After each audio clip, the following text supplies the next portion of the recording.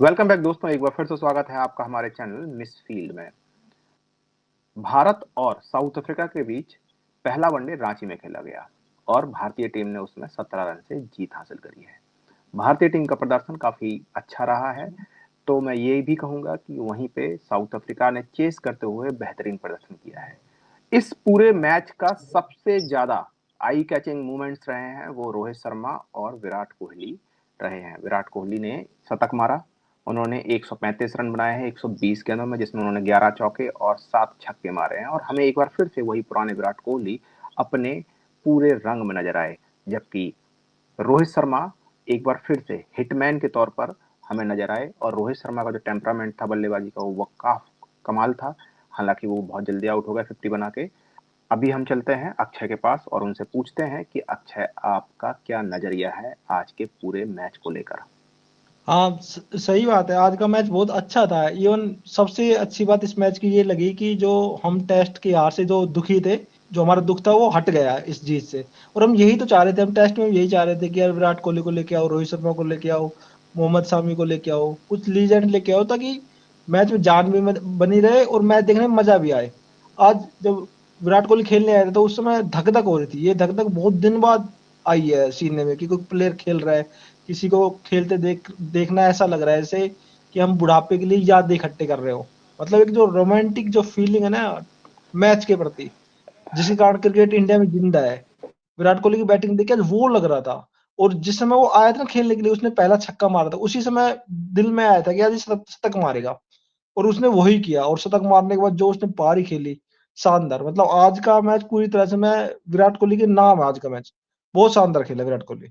और मतलब जिस तरह की बिल्कुल, मैं पिच इस थी, बात से मतलब बिल्कुल अग्री करता हूँ। इस बात से मैं बिल्कुल अग्री करता हूँ कि आज का पूरा दिन जो है वो विराट कोहली और रोहित शर्मा के नाम ही रहा है। रोहित शर्मा ने भी अच्छी पारी खेली। बट एक होता है ना कि जैसे मैन ऑफ द मैच देते कि भाई सबसे अच्छा प्लेयर कौन रहा आज के दिन, तो उसी हिसाब से मतलब आज का दिन तो प्रॉपर विराट कोहली के नाम रहा। और मतलब जैसे रांची में खेलने आना, तो रांची के प्रति भी एक अलग इमोशन है इंडियन दर्शकों का। रांची ग्राउंड बहुत शानदार है, बहुत अच्छे अच्छे मैच दिए रांची के ग्राउंड ने इंडियन टीम को। वो था, फिर ग्राउंड की जो घास थी, कम घास थी आज, बहुत बहुत आपने ग्राउंड देखा होगा, हल्की घास थी आज। और ग्राउंड ऐसा लग रहा था आज बिल्कुल। कि कहीं पर ऐसा लग रहा था कि बहुत बड़ा ग्राउंड है, कहीं पर ऐसा लग रहा था बहुत छोटा ग्राउंड है। ग्राउंड का देखना आज कैसा था। और जब मैच स्टार्ट हुआ था उसी समय पता था कि भाई एक हाई स्कोरिंग मैच तो होने वाला है। और हाई स्कोरिंग मैच के साथ साथ ये है कि सेकंड पारी में रन चेंज हो सकते हैं, क्योंकि ड्यू फैक्टर रहेगा। तो अगर ये 350 भी बनाए, 375 बनाए, तो वो भी सेफ नहीं है। तो उस तरह की चीजें थी, तो मैं तो सोच रहा था कि जितना हो सके बनाए। लेकिन वही है कि मैंने तो 360 370 सोचा था, लेकिन 349 रन भी कोई बुरा स्कोर नहीं था। और ऊपर से जब हर्षित राणा आए, उसने शुरुआत में 2 झटके दे दिए और फिर एक उसने विकेट लिया हर्षदीप ने। तो मैच हमारी पकड़ में आ गया था उस समय। क्रिकेट में जिसी को बोलते हैं ना, अनिश्चितताओं का खेल, कि आप किसी भी पल नहीं कह सकते कि बिल्कुल, ये आपका मैच है। क्रिकेट क्रिकेट उसके इज बाद वेरी जैसे साउथ अफ्रीका, अनप्रडिक्टेबल गेम। हाँ, उसके बाद साउथ अफ्रीका के बल्लेबाज ने दिखाया ना कि मैच वो हलक में आ गया था सब कुछ, कि यार ये जीत सकते हैं। और इतने बड़े स्कोर स्कोर दिया है और उसमें 18 रन से यार कोई हार नहीं है, वो बराबर पहुंच ही गए थे। जो रोहित शर्मा की 50 थी वो तो मैंने बहुत अच्छी इंजॉय करी, लेकिन जो केएल राहुल की 50 थी उस उसको मुझे इतना मजा नहीं आया, क्योंकि एक टाइम था कि केएल राहुल बहुत तेज खेल सकता था, लेकिन केएल राहुल ने तेज खेलने की कोशिश ही नहीं की। उसने 50 बनाई वो, लेकिन वो रन ए बॉल स्कोर किया उसने, जबकि उसका जिम्मेदारी बनती थी कि स्कोर को एस्केलेट करे, तेज करे। इवन उस समय जडेजा भी फंस रहा था। जडेजा शॉट लगाना चाह रहा था, जडेजा ने पारी भी अच्छी खासी खेली, लेकिन एक बोलते ना कि फुल टॉस गेंद पे इंसान छक्का मार सकता था, वहां कैच आउट हो रहा है। तो वो एक कमी मुझे जडेजा में भी दिखी और केएल राहुल में भी दिखी। इवन इस तरह का था, वरना इंडिया का स्कोर 380 390 के करीब जा सकता था अगर केएल राहुल उस समय तेज खेलता। और अगर विराट कोहली बीट नहीं होता तो फिर तो अलग ही रहता, फिर तो स्कोर भी 400 होता और विराट कोहली शायद 2 रन तक लगा देता आज, क्योंकि आज जिस लय में दिख रहा था ना, वो लय मैंने विराट कोहली में सेमीफाइनल तक देखी थी, जब सेमीफाइनल हुआ था इंडिया को न्यूजीलैंड के साथ। वो लय थी आज बिल्कुल। जब उन्होंने 50 अपना 51 में शतक लगाया था, आप उस समय की बात कर रहे हो।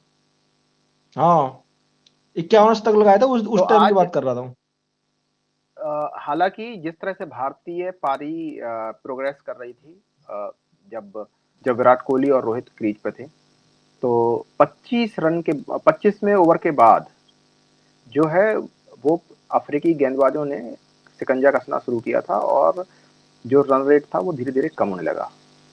तो हमने ये 37-38 ओवर तक देखा कि जहाँ पे भारतीय टीम उस तरीके से रन नहीं बना पाई। अदरवाइज मुझे लगता था कि अगर अगर उसी औसत से अगर ये बल्लेबाजी करते रहते जिस औसत औसत से रोहित और विराट बल्लेबाजी कर रहे थे, तो मुझे लगता था 400 रन आसानी से हाँ, बनाए जा सकते थे।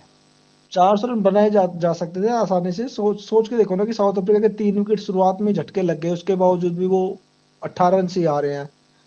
और इंडिया का ऐसा ही था कि इंडिया के वो जो चौथे नंबर 5वें नंबर के बैट्समैन थे, जैसे अपना गायकवाड़, सुंदर, अगर वो थोड़ी सी परफॉर्मेंस अच्छी करते तो स्कोर बहुत अच्छा जाता। आज के टाइम में क्रिकेट इतना मॉडर्न हो गया है कि हमें 350 रन भी ज्यादा नहीं लग रहे, हमें अब भी इतनी भूख थी कि हम 400 रन बना दे, 420 बना दे। नहीं तो 350 रन, जब आप ये 2000 वाला दौर था 2010 तक, तो 350 रन बहुत ज्यादा लगते थे। ऑस्ट्रेलिया ने बिल्कुल। 358 रन बनाए थे वर्ल्ड कप 2003 में। हमें ऐसा लगा कि ये तो जिंदगी में चेंज नहीं हो सकता। वो इतना, मैंने अपनी पूरी लाइफ में सबसे बड़ा टारगेट देखा था वो फाइनल का, ऑस्ट्रेलिया का 2003 वाला। मैं सोच रहा ये क्या बना दिया भाई, इसमें तो सहवाग 13 तक मारे तब भी ये चेंज नहीं होगा। वो सच में वो बहुत बड़ा स्कोर लग रहा था। आज लगता है तीन सौ बिल्कुल और अट्ठावन कोई बड़ा स्कोर है? मुझे नहीं लगता कि बहुत बड़ा स्कोर था। भारतीय टीम ने जब तीसरा विकेट गिराया था तब जब भारतीय टीम का तीसरा विकेट गिरा था तब 183 रन 26 ओवर हम अ, जड़ चुके थे। फिर अगले 5 ओवर में केवल 18 रन आए। फिर उसके बाद 12 ओवर में केवल और केवल जो है 76 रन हमने जोड़े स्कोर बोर्ड पे। एक्चुअल में क्या है कि जो वनडे मैच होता है उसमें यही रहता है कि शुरुआत में तेज खेलो और लास्ट में तेज खेलो, और जो बीच के जैसे 20 ओवर से लेके और 35-40 ओवर तक स्लो आती है। ये टेस्ट वनडे मैच की ये निशानी है कि कभी देखना कि 20 से 40 के बीच तक एक स्लो रन रेट आती है। तो उस दौरान इंसान विकेट कम गिराए और अच्छा खासा स्कोर करता रहे ना, तो बहुत अच्छा रहे। ये मतलब इसी चीज में काम भी हो रहा है मॉडर्न क्रिकेट में, इसी एंगल में सोचा जा रहा है कि जो 20 से 30 है, 30 से 40 है, उसके बीच भी 7-8 की रन रेट रहे ना, तो फिर अच्छा टारगेट दिया जा सकता है। और जिस तरह की पार्टनरशिप्स होनी चाहिए थी उस तरह की पार्टनरशिप्स केवल कोहली और रोहित के बीच में देखी गई। फिर उसके बाद कोहली और राहुल के बीच में देखी गई और जडेजा और राहुल के बीच में देखी गई। बाकी इसके अलावा और कोई पार्टनरशिप हुई नहीं अच्छी। ये जैसे जायसवाल था, जायसवाल ने छोटी खेली लेकिन इम्पैक्टफुल पारी खेली, वो आउट हो गया बेचारा। फिर गायकवाड़ क्या है कि गायकवाड़ भी एक रंग में दिख रहा था, लेकिन गायकवाड़ का आउट होना तो मतलब एक तरह से एक फील्डर का बड़ा हाथ था गेंदबाज से भी, क्योंकि बहुत शानदार कैच लपकी गायकवाड़ की। गायकवाड़ के बाद फिर ये जो अपना सुंदर था, सुंदर भी अगर थोड़ा सा वो कर जाता तो वो चौका चला जाता वो, क्योंकि वो जो जिस जिस बंदे ने कैच लपकी, जिस खिलाड़ी ने कैच लपकी, उसका उसकी हाइट अच्छी थी, तो उसने लपक ली। वो वहीं पर वही रिस्क रहता है। मुझे तो ऐसा लगता है कि वनडे क्रिकेट में कम से कम 50-40% लोग ऐसे आउट होते हैं कि छक्का उड़ाने की कोशिश करते हैं, वहीं पर धरे जाते हैं। बहुत खिलाड़ी ऐसे आउट हुए हैं। अभी आप रिसेंट पास्ट में देखो तो कितने खिलाड़ी ऐसे आउट हुए हैं कि वो लालच है, एक्चुअल में वही लालच है। और वो बोलते हैं ना कि वो लक्ष्मण रेखा है कि इसको पार कर दे तो 4 रन है, नहीं तो फिर तुम आउट भी हो सकते हो। बिल्कुल। और भारतीय टीम ने जिस तरह से गेंदबाजी करी और शुरुआती जो झटके अफ्रीका को दिए जिसमें एडन मार्करम को अर्शदीप सिंह ने आउट आउट किया। रिकल्टन जो काफी खतरनाक माने जाते हैं उनको हर्षद राणा ने बोल्ड किया। फिर क्विंटन डिकॉक जो और भी ज्यादा खतरनाक बल्लेबाज हैं वनडे के, उनको भी हर्षद राणा ने आउट किया। और उसके बाद मैथ्यू ब्रीस्टेक आए जिन्होंने 80 बॉल्स पे 72 रन बनाए। और उनका साथ दिया टोनी डी जॉर्जी ने। तो आपको क्या लगता है मतलब कि भारतीय गेंदबाजों की जो शुरुआती जिस तरह से पैनापन दिखाई दे रहा था वो ब्रिस्टेक ने आके और जॉर्जी ने आके उसको हल्का कर दिया था। देख, मेन क्या था कि आज की जिस तरह की पिच थी, तो शुरुआत में अगर कोई बंदा गेंद को विकेट पे रख रहा है ना, तो वो सक्सेसफुल रहेगा। और हर्षित राणा की ये खासियत है कि वो विकेट विकेट पे रखता है हमेशा गेंद। तो शुरुआत में उसको विकेट मिले, लेकिन जब ये सीरीज स्टार्ट हुई थी, जिस समय सिलेक्शन हुआ था, उसी समय में मुझे पता था कि इंडिया की बॉलिंग वीक है, ये धरे जाएंगे। लेकिन आज इंडिया की किस्मत अच्छी ये थी कि शुरुआत में 3 विकेट निकाल लिए थे। बाद में तो इनको पीटा है बहुत बुरी तरह से। बाद में तू देखना बिल्कुल। यार, शुरुआत में उनके 3 विकेट गिर गए थे कितनी जल्दी, रन भी कम थे, फिर वो एकदम से बढ़ते दिखे, एकदम से बढ़ते दिखे, अच्छे खासे वो थे। उसके बाद में जैसे जॉनसन आया, तो जॉनसन ने कितने, मतलब उसने तो शायद बिल्कुल 24 मैं गेंद में जॉनसन 50 मार दी थी। मैं जॉनसन के ऊपर ही, मतलब मार्को जॉनसन के ऊपर ही आ रहा था कि मार्को जॉनसन ने भारतीय टीम को जो दर्द दिया है टेस्ट श्रृंखला में, वही दर्द उन्होंने भारतीय टीम को आज पहले जो मैच, जो पहला मतलब ओडीआई हुआ उसमें बल्ले से दिया। क्योंकि उन्होंने ये तो दिया ही दिया। 39 बॉल पे। इंडिया जब इंडिया जब साउथ अफ्रीका दौरे पे गई थी, तो एक T20 मैच था, उसमें इसने बहुत भयंकर मारे थे भाई। और जॉनसन की सबसे अच्छी चीज जो मुझे लगती है, जब बैटिंग करता ना बड़ा खूबसूरत लगता है, इतना प्यारे छक्के मारता भाई ये, मतलब मुझे नहीं लगता आज के टाइम पे कोई भी बंदा इससे प्यारे छक्के मारता हो। ये बहुत खतरनाक छक्के मारता है भाई, लंबे छक्के मारता है, मतलब एक दर्शनीय छक्के मारता है। कुछ कुछ लोग हैं जिनके छक्के देखने में मजा आता है, जैसे आज विराट कोहली ने जो छक्के मारते, वो बहुत खूबसूरत छक्के थे। वो जैसे बहुत एक ये खूबसूरत है, थे। जैसे ऑस्ट्रेलिया का वो टेविसेड, टेविसेड बहुत अगली छक्के मारता है, वो कोई खूबसूरत छक्के नहीं मारता। कुछ लोग रहते हैं जो बहुत खूबसूरत छक्के मारते हैं। रोहित शर्मा जब छक्के मारता है तो खूबसूरत लगता है, जब वो पुल पे छक्के मारता है। खूबसूरत लगते हैं। ऐसे ही ये, जैसे बिल्कुल। ये छक्का मारता है तो लगता है यार, मतलब जॉनसन मुझे बहुत अच्छा लगता है ये छक्कों बंदा, से क्या क्या मतलब। आज छक्कों से याद आया कि आज रोहित शर्मा जो है वो दुनिया के सबसे ज्यादा छक्के लगाने वाले प्लेयर बन गए हैं, और उनका नाम जो है हिटमैन रोहित, वो उनके ऊपर एकदम सूट करता है, हाँ, और आज के बाद तो ये नाम बड़े बड़े बोल्ड अक्षरों में लिखा जाएगा। अरे यार मैं तंग आ गया था अफरीदी को देख के, कि अफरीदी ने सबसे ज्यादा छक्के मारे, अफरीदी ने सबसे ज्यादा छक्के मारे। पाकिस्तान के पास एक यही सबसे बड़ा रिकॉर्ड था कि उनके खिलाड़ी ने सबसे ज्यादा छक्के मार रखे हैं। आज उनका ये रिकॉर्ड भी टूट गया, और ये रिकॉर्ड रोहित शर्मा ही तोड़ सकता था, और तो कौन तोड़ता, रोहित शर्मा में थी ये चीजें कि तोड़ देगा, रोहित शर्मा ना तोड़ दे, तो बहुत अच्छा लगा ये सब देख के कि यार एक पाकिस्तान का बड़बोला खिलाड़ी जो कभी भी बहुत अच्छा खिलाड़ी नहीं रहा, मतलब ना उसने कभी इतने ज्यादा मैच जिताए, और वो शिखर पे बैठा था, तो बहुत अच्छा हुआ ये। इसकी जगह किसी और महान खिलाड़ी को रिकॉर्ड तोड़ता था, टूटता तो थोड़ा दुख भी होता, लेकिन ये तो बहुत खुशी की बात हुई कि शाहिद अफरीदी का रिकॉर्ड टूट गया। इसके बाद मैं बात करता हूँ कॉर्बिन बॉस्क की, जिन्होंने भारतीय टीम का गला लगभग लगभग सुखा दिया था। क्योंकि वो जिस तरह से आउट हुए लास्ट ओवर में, अगर मुझे लगता था कि वो अगर आखिरी बॉल तक खेल जाते तो शायद ये जीत हमको नसीब नहीं होती। उन्होंने 51 बॉल पे 67 रन बनाए, जिसमें 5 चौके और 4 छक्के लगाए हैं।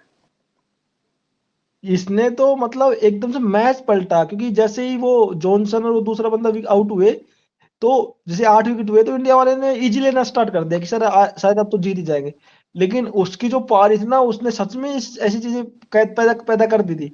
अभी आपने जब ये वुमेन्स का T20 वुमेन्स का वर्ल्ड कप हो रहा था 50 वाला, तो एक मैच इंडिया साउथ अफ्रीका से हारी थी, वो ऐसे ही हारी थी कि उनके विकेट भी कर दिए थे हमने 6-7, फिर उनका एक ऑलराउंडर आती है कहीं से और वो मैच जिता ले जाती है। ये वाली चीज़ फाइनल में नहीं हुई, क्योंकि जो साउथ अफ्रीका की टीम, महिला टीम थी, उसकी सबसे अच्छी चीज़ ये थी कि उनके पास ऑलराउंडर थे, उनके पास 9 नंबर तक बैटिंग थी। और मुझे ऐसा लगता है मेंस टीम के पास भी ऐसा ही है कि इनके पास 9-10 नंबर तक बैटिंग है। ये बहुत रेयर आज के टाइम पे बिल्कुल। किसी टीम के अ, पास 2-3 और ऑलराउंडर, अच्छे बिल्कुल ऑलराउंडर हो। आप देखो, साउथ अफ्रीका का अगर आप बैटिंग क्रम देखोगे, उसमें खास तौर से ऑलराउंडर्स जो देखोगे, तो कॉर्बिन बॉस्क ने 2 विकेट लिए, मार्को जॉनसन ने भी 2 विकेट लिए, और साथ में मार्को जॉनसन ने भी 50 मारी, और इन्होंने भी आज कॉर्बिन बॉस्क ने भी 50 मारी। और मतलब काफी अच्छा उनका जो लोअर ऑर्डर जो है वो काफी बहुत मजबूत दिखता है मुझे, शुरुआती ऑर्डर के अपेक्षा। साउथ अफ्रीका की टीम इस समय सबसे बैलेंस टीम, अगर वनडे की बात की जाए, तो मुझे नहीं लगता कि साउथ अफ्रीका से ज्यादा बैलेंस टीम कोई है। इंडिया की टीम बहुत अच्छी है, लेकिन इंडिया के पास बॉलर वीक है। इंडिया के पास इस समय कोई जेन्युइन ऑलराउंडर दिख नहीं रहा, क्योंकि हार्दिक पांड्या जो काम करता था वो काम कोई कर नहीं रहा। जडेजा हमें ना बॉलिंग में उस लेवल पे इम्पैक्ट दे पा रहा है, ना बैटिंग में दे पा रहा। सुंदर के साथ भी यही है कि ना बॉलिंग में चल पा रहा है, ना बैटिंग में चल पा रहा है। तो हमारे साथ तो उस लेवल की चीजें हो रही है, हमारे साथ वो चीजें नहीं हो रही है अभी। इवन इनके तो जो कोई बॉलर है वो एक्चुअल में बॉलर है, जैसे बर्गर है इनका, वो कितना शानदार बॉलर है यार। Nandre Burger. कोहली को कैसे फंसा है उस ओवर में, उस ओवर में कोहली को स्लो बिल्कुल। स्लो स्लो वन डाल डाल के उसको रन नहीं दिए, और फिर लास्ट गेंद में कोहली फ्रस्ट्रेट हुआ, उसने शॉट मारा और वो कैच आउट करा दिया। तो सोच दे, कोहली से बंदे को, कोहली से बैट्समैन को कैसे फंसाया उसने। तो इसमें तो कोई शक की बिल्कुल। बात नहीं कि इस समय साउथ अफ्रीका के पास हमसे अच्छे बॉलर है और हमसे अच्छे ऑलराउंडर है, बट बैटिंग की बात थी कि आज तो हम देखी जाए तो बैटिंग की वजह से जीते हम। साउथ अफ्रीका के पास विराट कोहली नहीं है, रोहित शर्मा नहीं है, बस ये मेन कारण था कि आज वो मैच हार गए। और हमारा पूरा सिस्टम चाहता है कि ये बंदे ही ना खेले। हर्षित राणा ने 3 विकेट लिए, कुलदीप यादव ने 2 विकेट लिए, वो कुलदीप यादव ने 4 विकेट लिए, सॉरी कुलदीप यादव ने 4 विकेट लिए। और इसके अलावा तो कोई बॉलर जो है वो उतना इंप्रेसिव दिखा नहीं। प्रसिद्धि कृष्णा ने 1 विकेट लिया। तो ओवरऑल जो है वो भारतीय बॉलिंग कुलदीप यादव के अलावा कोई इंप्रेशन मुझे इंप्रेसिव नहीं दिखी, कुलदीप यादव के अलावा। हाँ सही बात है। हर्षित राणा ने विकेट जरूर लिए, लेकिन हर्षित राणा बहुत बहुत रन देता है यार, बहुत रन देता है। हर्षित राणा कभी भी मतलब बॉलिंग करता है तो इसको बहुत छक्के लगते हैं, चौके लगते हैं अच्छे खासे। ये तेज करता है, एग्रेशन दिखाता है, फिर इसको वो होता है। मतलब लोग उसमें फ्यूचर देख रहे होंगे, बट मुझे हर्षित राणा में वो फ्यूचर नहीं दिखते, क्योंकि बॉलर है ना यार, वो दिख जाता है। बैट्समैन क्या है कि बैट्समैन को टाइम देना पड़ता है, 10 मैच 20 मैच, तब बैट्समैन दिखता है। लेकिन बॉलर जो रहता है ना, वो पहले मैच ही दिखाई देता है कि मैं बॉलर हूँ। जो इंडिया में जहीर खान ने किया था उस समय, जवागल श्रीनाथ ने किया था, या फिर बुमराह ने किया था। बॉलर दिख जाते हैं कि यार जब रन नहीं देते ना, ये बॉलर अच्छा है। अब प्रसिद्ध कृष्णा है, प्रसिद्ध कृष्णा को हम ढो रहे हैं। प्रसिद्ध कृष्णा 8-10 साल पहले आया था यार, 153 की करता था, 154 करता था। आज उसकी गेंद भी धीमी हो गई और वो कोई इम्पैक्ट दिखा ही नहीं पाता यार। प्रसिद्ध कृष्णा अगर किसी मैच में हमें एक ओवर में 25 रन बचाने हैं, प्रसिद्ध कृष्णा बॉल कर रहा है, मुझे उस पर भरोसा नहीं है कि वो 25 रन बचा लेगा। इवन 30 रन का भी भरोसा नहीं है कि प्रसिद्ध और कृष्णा बचा लेगा। मुझे तो समझ में नहीं आ रहा प्रसिद्ध जैसे कृष्णा हर क्या कर रहा है, टेस्ट में क्या कर रहा है, वनडे में क्या कर रहा है, T20 में क्या कर रहा है। प्रसिद्ध कृष्णा कौन है यार? मतलब प्रसिद्ध कृष्णा मुझे ठीक ही ठाक सा बॉलर लगता है, वो केवल मुझे T20 का ही बॉलर ठीक दिखता ठाक है भी मुझे नहीं है वो टेस्ट। यार। इंडियन टीम का बॉलर होना यार बहुत सौभाग्य की बात रहती है। 1 अरब 21 करोड़ नहीं, अब तो 1 अरब 40 करोड़ है उस जनसंख्या में। इंडिया के 3 या 4 बॉलरों में सेलेक्ट होना यार, ये कितनी बड़ी किस्मत की बात है भाई। कितना टैलेंट चाहिए आपको। प्रसिद्ध कृष्णा को देख के लगता है कि ये रणजी में पिटे यार, रणजी में खाता है वो छक्के भाई। वो सैयद मुश्ताक अली ट्रॉफी होती है, उसमें वो छक्के पे छक्के खाता है। हाँ सच में उसका कोई लेवल थोड़ी ना है। प्रसिद्ध कृष्णा का क्या है, कुछ भी नहीं है यार। मुझे समझ में नहीं आता कि उसकी जगह क्यों है। या तो वो गुजरात टाइटन में खेलता था, तो गंभीर वाला एंगल था, गंभीर का इसका गिल का, तो इसलिए वो आ गया। वो टेस्ट भी खेल रहा है और वनडे भी खेल रहा है। नहीं, प्रसिद्ध कृष्णा का तो उसके पास कुछ वो है ही नहीं। हर्षद राणा के ऊपर बात करते हैं। हर्षद राणा ने आज 10 ओवर में 65 रन दिए, 3 विकेट लिए और 6.5 का उनका इकोनॉमी रेट रहा। तो हर्षित राणा की अगर इकोनॉमी वाले देखे तो इंडिया मैच हार ही जाती, क्योंकि इतना तो उनको चाहिए भी नहीं था। हर्षित राणा की क्या है कि शुरुआत में विकेट ले लिया, लक की साबित हुआ, लेकिन असली चीज वही है ना किसी बॉलर की, कि जब वो शुरुआत के जो 3 विकेट लिए थे, कम रन दिए थे, उसको बरकरार रख पाता। लेकिन वो उस चीज को बरकरार भी नहीं रख पाया भाई साहब। हमारे पास हर्षित राणा बहुत वीक बॉलर है। हमारे पास ये वीक बॉलर है, क्या नाम है अपना, जिसका भी अपन जिक्र कर रहे थे, प्रसिद्ध कृष्णा। अर्शदीप सिंह अच्छा बॉलर है, लेकिन अर्शदीप भी मुझे अब T20 का बॉलर लगता है। मुझे वनडे का बॉलर नहीं लगता, क्योंकि T20 में 4 ओवर करने पड़ते हैं, बिल्कुल, वनडे में इस बात 10 से ओवर इस करने पड़ते हैं। आपकी इस बात से मैं 100% एग्री करता हूं कि हर हमारे पास जितने भी अभी हाल फिलहाल जो बॉलर हैं, उसमें से केवल कुलदीप यादव को छोड़ दिया जाए तो मुझे नहीं लगता कि और कोई बॉलर जो है वो उतना इफेक्टिव बॉलर है।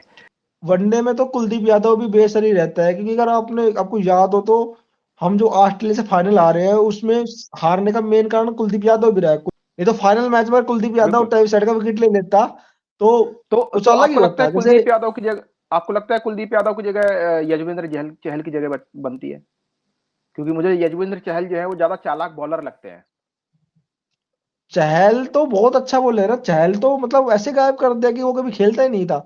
चहल बहुत अच्छा बॉलर है, चहल को मारना बहुत मुश्किल है, क्योंकि चहल की सबसे बड़ी ताकत ये है कि जैसे ही चहल तुम्हें लालच देता है कि शॉट मारो शॉट मारो, और जैसे तुम शॉट मारने जाते हो कैच आउट हो जाते हैं। चहल जब धोनी के एरिया में खेलता था, धोनी कैप्टन कैप्टन था, तो चहल बहुत लीथल लगता था, बहुत खतरनाक बॉलर था उस समय चहल। लेकिन फिर वही है ना कि एक सिस्टम रहता है, उसको पता है कि किस खिलाड़ी को बनाना है, किसको हटाना है। उस समय कुलदीप यादव की जगह नहीं बन रही थी, आज चहल की नहीं बन रही। बिल्कुल। और अभी हाल फिलहाल जो है ना वो इस हमने लगभग लगभग सारा मैच कवर कर लिया है, लेकिन फिर भी मुझे लगता है कि विराट कोहली के ऊपर अभी बात करना बाकी बाकी है। क्योंकि विराट कोहली का परफॉर्मेंस जो है वो जिस तरह से उन्होंने परफॉर्मेंस दिया है, वो सही में किंग हैं और उन्होंने एक एक बार फिर से एक ऐसी पारी खेली है जो भारतीय टीम को जीत के दरवाजे तक लेके गई है। अब वो जितने भी शतक बनाएंगे यहाँ से, वो मतलब सारे शतक अपने आप में यादगार और अविश्वसनीय होने वाले हैं, क्योंकि ये उनका 52वां शतक था और मुझे लगता है अगर वो आने वाले टाइम पे लगातार खेलते रहे तो 60 शतक तक वो आसानी से पहुंच सकते हैं। विराट कोहली इस पूरे प्लेनेट का ऐसा बल्लेबाज बना है जिसकी सबसे ज्यादा शतक है, मतलब 52 शतक किसी की नहीं है। सचिन तेंदुलकर की 51 शतक है, टेस्ट वनडे में शायद 51 शतक सचिन तेंदुलकर के, तो उसका रिकॉर्ड तोड़ दिया यस। वनडे। तो मतलब सबसे ज्यादा शतक आज इसकी है इंटरनेशनल क्रिकेट में। तो बहुत बड़ी अचीवमेंट है, छोटी बिल्कुल। अचीवमेंट नहीं है।